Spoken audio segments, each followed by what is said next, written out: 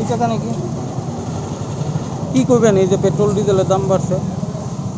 কি করবেন, আমগো তো সমস্যা হয়ে যেতেছে দাদা, আমরা তো কাজ করে চলা মানুষ।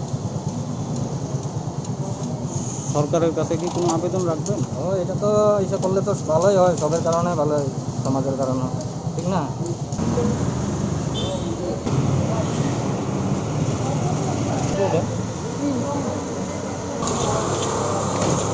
খুব কষ্টকারী থাকলে তেল দোকানে যে আর দাম বেড়েছে, এমনি আর কোনো জিনিসই দাম বাড়ে না, কমে না, সব জিনিসই বাড়ছে। এটা সরকার দাম করে যায়, এটা কমে যায় তেলের দামটা আর সব জিনিসই। এখন বর্তমানে দাম কত করিয়া? তখন তো আপনি মনে হয় চলতে 100 মানে 3 টাকা না কোনো জানি, অত দাম বেড়ে যায় যদি 3-4 মাসের ভিতরে, তো কী আর মানুষ ইউজ করবো জিনিস, সাইকেল বাজার টাজার সব কিছু, এটা আমাদের জন্য কষ্ট। তেল দিয়ে অন্য একটা ওই সমস্যা করে যেতে পারে।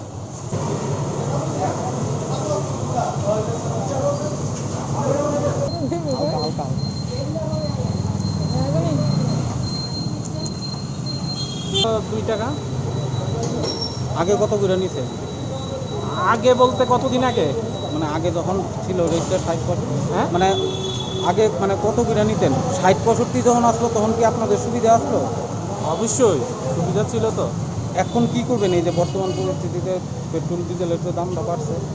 কি করা যাবে, এক্ষণে সরকার ট্যাক্স বেশি চাপিয়ে দিয়েছে, এক্ষণে আর কিছু করার নেই। সাধারণ জনগণ তো ভুগবেই, কারণ তাদের তো বাইক চালাতেই হবে। রাজ্য সরকারের কাছে কোনো আবেদন করবেননি?